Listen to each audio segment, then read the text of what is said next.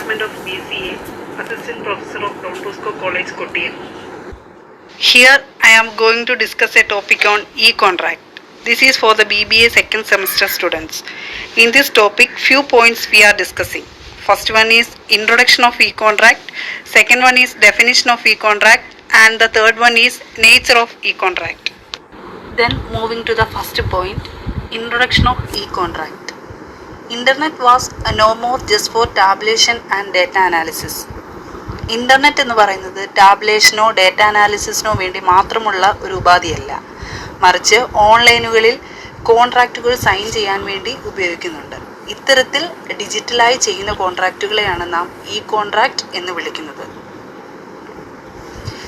Instead of the hazard of two businessmen sending documents by post and completing in a weeks or months, it can now be completed in seconds. സാധാരണഗതിയിൽ ബിസിനസ്സിൽ ഏർപ്പെടുന്നവർ contract sign ചെയ്യുവാൻ post വഴി ആഴ്ചകളോ മാസങ്ങളോ എടുത്താണ് physical ഡോക്യുമെൻറ്റുകൾ എത്തിച്ച് കോൺട്രാക്റ്റിൽ ഏർപ്പെടുന്നത്. എന്നാൽ ഈ കോൺട്രാക്റ്റിൽ നിമിഷങ്ങൾക്കുള്ളിൽ ഇൻ്റർനെറ്റിൻ്റെ സഹായത്തോടെ കോൺട്രാക്റ്റുകൾ ഇലക്ട്രോണിക്കായി സെൻഡ് ചെയ്യുവാൻ സാധിക്കുന്നു. ട്രഡീഷണൽ കോൺട്രാക്റ്റിലെ ഈ ഒരു ഡ്രോബാക്ക് ഓവർകം ചെയ്യാൻ വേണ്ടിയൂടെയാണ് ഈ കോൺട്രാക്റ്റ് അഥവാ ഇലക്ട്രോണിക് കോൺട്രാക്റ്റ് നമ്മൾ ഉപയോഗിക്കുന്നത്. Though initially refused, many countries have passed laws to recognize e-contract. ആദ്യ കാലഘട്ടങ്ങളിലൊക്കെ ഈ കോൺട്രാക്റ്റിൽ ഏർപ്പെടുന്നതിന് അതിൻ്റേതായ നിയമസാധ്യതകൾ ഇല്ലാതിരുന്നു. എന്നാൽ ഇതിനിപ്പോൾ നിയമസാധ്യതകളുണ്ട്. Then moving to the definition of e-contract. E-contract is any kind of contract formed in the course of e-commerce by the interaction of two or more individuals using electronic means such as email, or the interaction of an individual with an electronic agent such as a computer program, or the interaction of at least two electronic agents that are programmed to recognize the existence of a contract. മുകളിൽ പറഞ്ഞേക്കുന്ന ഡെഫിനിഷനിൽ പറഞ്ഞേക്കുന്നത് രണ്ടോ അതിലധികമോ ആളുകൾ electronic മീഡിയയുടെ സഹായത്താൽ കോൺട്രാക്റ്റിൽ ഏർപ്പെടുന്നു. അത് ഇമെയിൽ വഴിയാകാം, അല്ല എങ്കിൽ an individual with an electronic agent, that is to be a computer program. അതുമല്ല എങ്കിൽ at least two electronic agents that are to be programmed to recognise the existence of a contract. Then moving to the nature of e contract. ഈ nature of e കോൺട്രാക്റ്റിൽ പ്രധാനമായും 7 പോയിന്റുകളാണ് discuss ചെയ്യാൻ പോകുന്നത്. First one is the two main parties, that is the originator and the addressee. Second one, the parties do not meet physically. Third one, no physical boundary. Fourth one, digital signatures are used. Fifth one, electronic documents are also used as evidence in court when we are using digital signature. Sixth one, risk factor is high. Seventh one, 3 main methods of contracting electronically are: first one through email, second one through web, third one click to agree. Nature of e-contractile first point ആയ the two main parties, that is the originator and the addressee. അതിൽ ആരാണ് ഒരു originator, ആരാണ് ഒരു addressee എന്നാണ് പറയാൻ പോകുന്നത്. Originator according to IT Act 2008 is a person who sends, generates, stores or transmit any electronic message to be sent, generated, stored or transmitted to any other person and does not include an intermediary. അതായത് originator എന്ന് പറയുന്നത് 2008 IT act പ്രകാരം ഒരു വ്യക്തി send ചെയ്യുന്നതോ generate ചെയ്യുന്നതോ store ചെയ്യുന്നതോ ആയ ഇലക്ട്രോണിക് മെസ്സേജ് ഒരു ഇൻ്റർമീഡിയറിയുടെ സഹായമില്ലാതെ അടുത്ത വ്യക്തിക്ക് നേരിട്ട് അയക്കുന്നു. ഇതിനെയാണ് ഒരു ഒറിജിനേറ്റർ എന്ന് പറയുന്നത്. Then who is an addressee? An addressee according to the IT Act 2008 is a person who is intended by the originator to receive the electronic record but does not include any intermediary.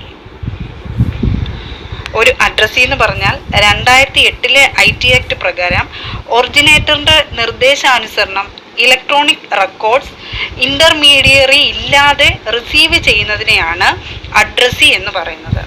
Second point is the parties do not meet physically. The parties do not meet anywhere because these type of contract we cannot know the geographical area and distance. Discussions happened only through electronic media. അതായത് പാർട്ടികൾ പരസ്പരം meet ചെയ്യുന്നില്ല. കാരണം ഈ തരത്തിലുള്ള കോൺട്രാക്റ്റിൽ geographical ഡിസ്റ്റൻസോ അതിൻ്റെ സമയക്രമമോ ഒരു തടസ്സമല്ല. ഇവിടെ കമ്മ്യൂണിക്കേഷൻ നടക്കുന്നത് ഇലക്ട്രോണിക് മീഡിയ ഉപയോഗിച്ചാണ്. The third point is no physical boundary.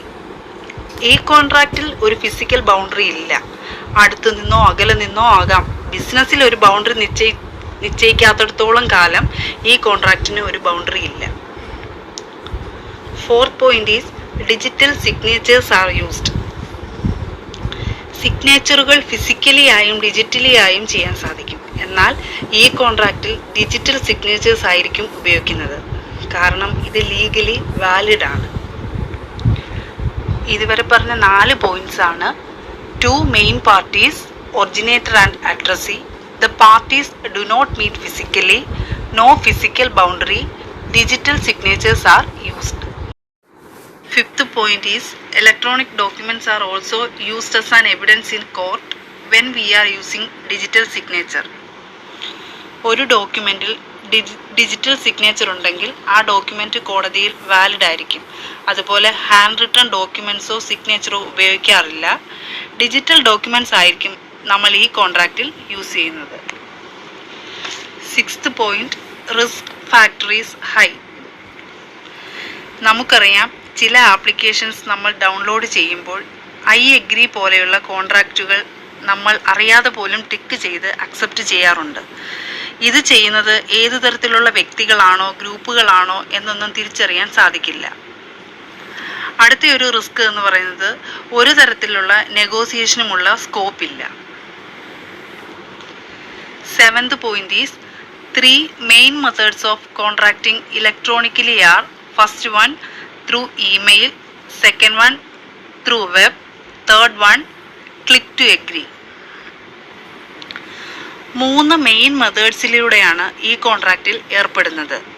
ഒന്ന് ഇമെയിൽ വഴിയോ അല്ലെങ്കിൽ വെബ്സൈറ്റ് വഴിയോ അല്ലെങ്കിൽ മുൻകൂട്ടി തയ്യാറാക്കിയ ഒരു ഓൺലൈൻ എഗ്രിമെൻ്റ് വഴിയോ ആയിരിക്കും. We are discussed 7 points. Once again I repeat. First one, 2 main parties, originator and addressee. Second one, the parties do not meet physically. Third one, no physical boundary. Fourth one, digital signatures are used.